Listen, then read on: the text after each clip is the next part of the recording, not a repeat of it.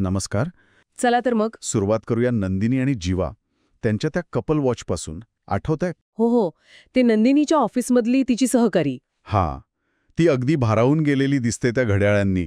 प्रेमाचं घड्याळ म्हणून कौतुक करते. म्हणजे इथे नात्याची एक अशी, काय म्हणतात त्याला, चकचकीत प्रतिमा दिसतीये. बरोबर. पण लगेच नंदिनी जे म्हणते ते महत्वाचं आहे. काय म्हणते ती? ती म्हणते, अशी वेळ दाखवणारी घड्याळं खूप असतात ग. एकमेकांना वेळ देणं महत्वाचं. अरे बापरे, म्हणजे एकदम टोकाचं. हो. आणि पुढे जाऊन काय म्हणते, प्रेमच नसेल तर महागडी घड्याळं सुद्धा चुकीचीच वेळ दाखवतात. म्हणजे हे विधान त्या वरवरच्या प्रतिमेला पूर्ण छेद देणार आहे. अगदी. इथे असं वाटतंय की त्या प्रतिकांमागचा अर्थच कुठेतरी हरवलाय. बरोबर. आणि हीच गोष्ट, म्हणजे हा जो दुरावा आहे, तो दुसऱ्या एका प्रसंगात आणखी स्पष्ट होतो. तो गजऱ्यांचा प्रसंग ना? हो. जेव्हा जीवा नंदिनीचा राग घालवण्यासाठी किंवा त्यांच्यातला तो अबोला मिटवण्यासाठी गजरे आणि चिठ्ठ्या वापरतो. आता या साध्या गोष्टींनी साधायचा प्रयत्न. बरोबर. मग यातून काय दिसतंय? मला वाटतं हे दर्शवतं की त्यांच्यात संवाद कुठेतरी खुंटला आहे किंवा थेट बोलायलाच जागा नाहीये. जीवाचा हा अप्रत्यक्ष मार्ग आहे ना, गजरा माळला की अबोला मिटेल वगैरे, हा संघर्ष टाळण्याचा प्रयत्न असू शकतो. हो. पण मूळ समस्येला हात घातला जातोय का त्याने? तोच प्रश्न आहे. आणि कुटुंबातले दुसरे लोक पण. हो, ते पण कुजबुजतात ना या चिठ्ठी खेळाबद्दल आणि त्यांच्या भांडणाबद्दल. अगदी. म्हणजे हा ताण आता फक्त त्या दोघांपुरता राहिलेला नाहीये, तो बाहेर येतोय. म्हणजे एका बाजूला हा असा छुपा तणाव आहे, अप्रत्यक्षपणे हाताळला जाणारा, आणि याच्या अगदी विरुद्ध टोक म्हणजे काव्य आणि तिच्या आत्याबाई. हो. तिथे तर सगळा मामला उघड आहे, कोणतीही भीडभाड नाही. बरोबर. तिथे संघर्ष एकदम स्पष्ट. आत्याबाई कशा स्वतःला फणसासारखे म्हणतात, म्हणजे बाहेरून काटेरी आतून गोड, असं काहीतरी. हां, म्हणजे एक प्रकारची बचावात्मक भूमिका घेतात. अगदी. पण काव्याचं उत्तर कसं आहे, एकदम थेट आणि बोचरं. हो. ती कारल्यासारखी म्हणते आणि तो भूतकाळातला कटू अनुभव पण समोर आणते, तो केक भरवण्याचा. बरोबर.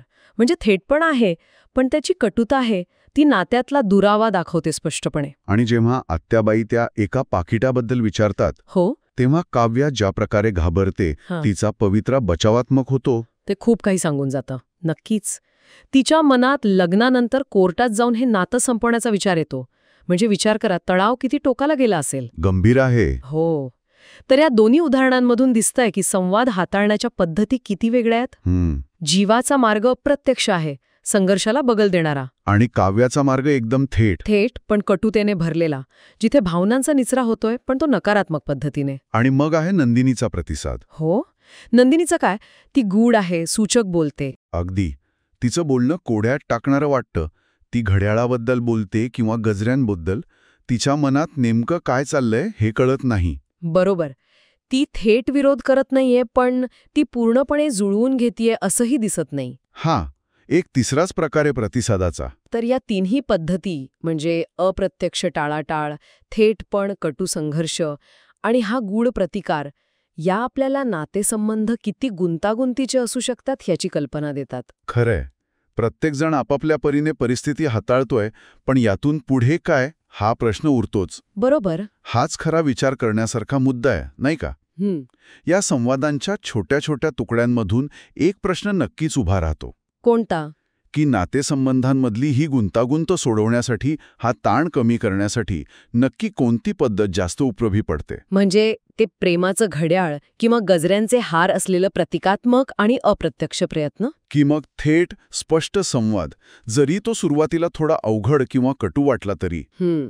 मोठा प्रश्न आहे हा. आणि या वरवर दिसणाऱ्या गोष्टींमागे अजून कितीतरी न सांगितलेल्या कहाण्या, न बोललेल्या भावना दडलेल्या असतील, नाही का? त्यावर विचार करायला हवा. अगदी. नक्कीच विचार करायला हवा.